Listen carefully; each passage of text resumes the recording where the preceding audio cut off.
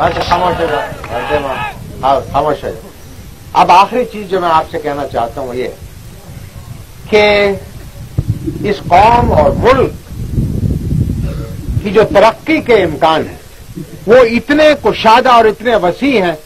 کہ آپ جتنی دوڑ لیں اللہ تعالیٰ آپ کو اتنی زیادہ ترقی دے، لیکن اس کی ایک شرط ہے، اور وہ شرط یہ ہے کہ یہ جو ملک حاصل کیا ہے یہ اللہ کے نام کے، اللہ کے رسول کے تعلیمات کے لیے حاصل کیا تھا تاکہ یہاں کے رہنے والے اپنی زندگیاں اسلامی اقدار کے مطابق بسر کر سکتے۔ ہم نے گزشتہ 40 سال کے اندر اس چیز کی طرف کوئی خاص توجہ نہیں دی۔ گزشتہ 10 سالوں سے یہ مولانا اکرم جیسے علماء کرام اور یہاں کے اکابرین جنرل مجید ملک صاحب، راجہ افسر میں جو صفدر صاحب کی عنایات ہیں کہ ہم گزشتہ 10 سال سے کچھ تھوڑی سی اسلامی اقدار کی طرف توجہ دلانے کے اندر کامیاب ہو سکے۔ اسلام کا نام یہ نہیں ہے کہ آپ یہاں دیکھیں کہ کتنا زور کا نعرہ مار سکتے، لیکن اسلام کی اقدار یہ ہونی چاہیے کہ جو اللہ تعالیٰ کو ماننے والا ہے اور جو اللہ تعالیٰ کا نام لینے والا ہے، جو رسول کا شدائی ہے، جس کے دل کے اندر حب رسول ہے، جس وقت وہ نعرہ لگائے تو زمین پھٹ جائے۔ لہذا اس مقام تک پہنچنے کے لیے ضروری ہے کہ آپ اللہ تعالیٰ کے احکامات کو پوری طرح پابندی کریں۔ اللہ تعالیٰ نے مسلمان کے اوپر 5 وقت کی نماز فرض کی ہے، رمضان کے مہینے کے روزے فرض کیے ہیں، زکوٰۃ فرض کی ہے، اور اس کے علاوہ اسلامی اقدار کے اندر یہ ضروری ہے کہ بھائی اپنے بھائی کی خدمت کرے، پڑوسی اپنے ساتھ والے کو دیکھے کہ آیا اس نے 2 وقت کی روزی اس کو میسر ہوئی یا نہیں ہوئی، بیمار کی تعمیرداری کی ہے آپ یا نہیں کی ہے،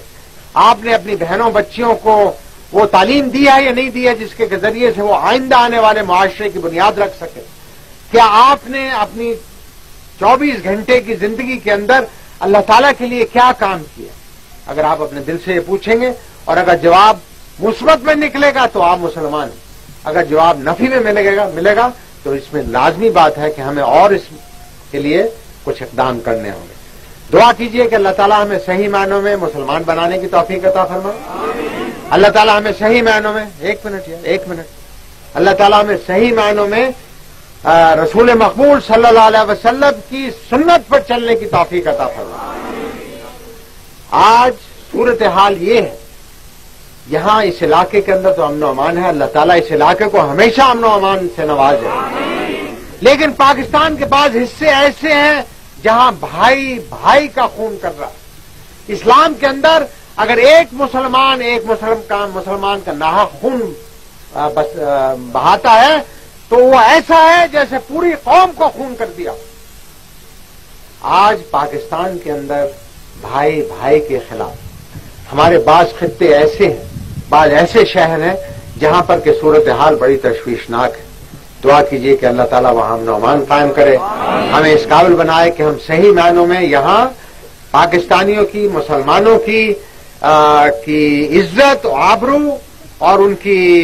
املاک کا صحیح طور پر حکومت تحفظ کر سکے، تاکہ ہر شہری ایک آزاد شہری ہونے کے ذریعے سے، ایک آزاد مسلمان ہونے کی حیثیت سے، ایک اچھا پاکستانی ہونے کی حیثیت سے اپنی زندگی گزار سکے۔ یہ زندگی جو ہے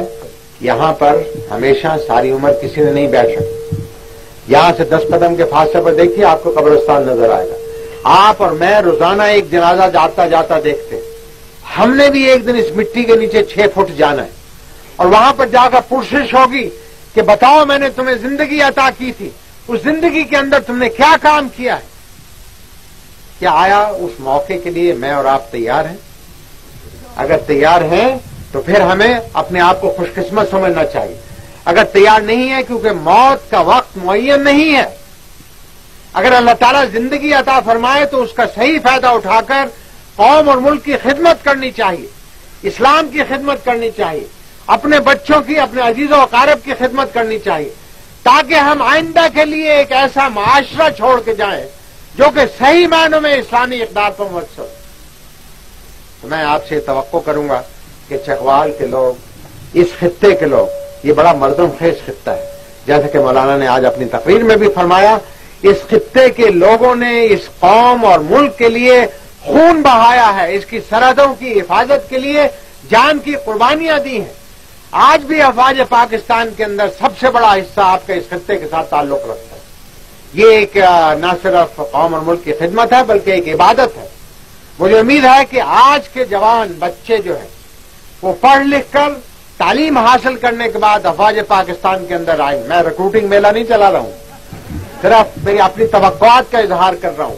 کیونکہ جس خطے کے لوگوں کے اندر اللہ تعالیٰ کی محبت ہوگی، رسول کی محبت ہوگی، ان کے اندر قوم اور ملک کی بھی محبت لازمی طور پر ہوگی، اور جب اس جذبے کے ساتھ آپ آئیں گے تو پھر کوئی دشمن آپ کے سامنے کھڑا نہیں ہو سکتا۔ آج پاکستان کو بہت سے دشمنوں کا مقابلہ ہے، اندرون ملک بھی اور بیرون ملک بھی۔ یہ ہم اسی حالت میں